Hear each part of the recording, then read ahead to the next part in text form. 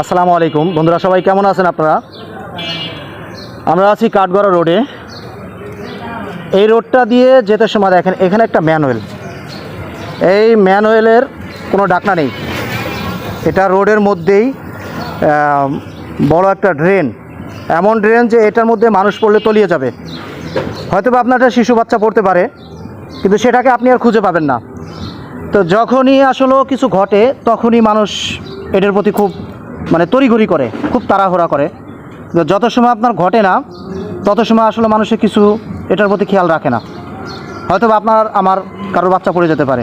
এখানে একটা বাইকের চাকা পড়ে গেলেও সে বাইকটা হয়তো বা চলতে তার কষ্ট হবে। তো আমি চাই আসলে সবার দৃষ্টি আকর্ষণ যে এটার একটা ঢাকনার ব্যবস্থা করতে, কারণ এটা ঢাকনার ব্যবস্থা করলেই হয়তো বা আমার আপনার সন্তান বেঁচে যেতে পারে। হয়তো বা বৃষ্টির পানিতে এটা তলিয়ে যেতে পারে, অথবা অনেক সময় খেয়াল করা যায় না যে এটা আসলে কী হয়। রাতের আধারে চলতে গেলে আপনি দেখেন, এখানে যখন চলতে যাবেন আপনার এখানে পড়ে গেলে নিশ্চিত একটা বাচ্চা যখন পড়ে যাবে সে নিশ্চিতের মধ্যে পড়লে মৃত্যু। আর রোডটা দেখেন, এই যে কাঠগড় রোড, অনেক রানিং একটা রোড, হাইওয়ে রোডের মতোই সেম।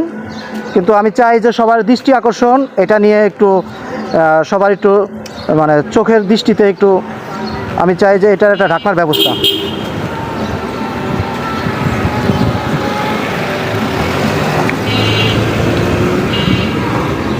প্রিয় বন্ধুরা, আপনাদেরকে আমি আরও একটা ম্যানুয়ালের ঢাকনা নাই, দেখেন মেন রোডের ভিতরে কীভাবে করে পড়ে আছে। এই যে দেখেন একটা মেন ড্রেন, এটা সিলাপটা নেই, একদমই নেই। আপনি ইচ্ছা করলে পাড়া দিলে আপনি চলে যাচ্ছেন ভিতরে, কিন্তু রোড আছে, ড্রেনও আছে, ড্রেনের ঢাকনা নেই। আপনি এই বৃষ্টি বাদলে যখন এইগুলো তলিয়ে যাবে তখন আপনি যে কোথায় পাড়া দিচ্ছেন আপনি বলতে পারবেন না। আপনার ছোট্ট একটা শিশু আপনার হাতে আছে, কিন্তু সে নিচে পড়ে গেছে, তখনই আসলে সবার দৃষ্টি আকর্ষণ এটা নিয়ে হয়। কিন্তু এটা এখন যেভাবে আছে কারোর আসলে নজরে যায় না। তো দুইটা আপনাদেরকে আমি দেখালাম, প্রথম অবস্থা একটা দেখালাম, এটাকেও আমি দেখালাম। এই যে দেখেন এটার অবস্থা। আর এই রোড দিয়ে সবসময় মানুষ আসা যাওয়া করে। আপনার যখন বৃষ্টি হয় এটা ভরে যাবে, একটা ছোটো বাচ্চাও যদি এর মধ্যে পড়ে যায় সে নিশ্চিত তার মৃত্যু। সেখান থেকে আপনি তাকে খুঁজে পাবেন না, সে হারিয়ে যাবে।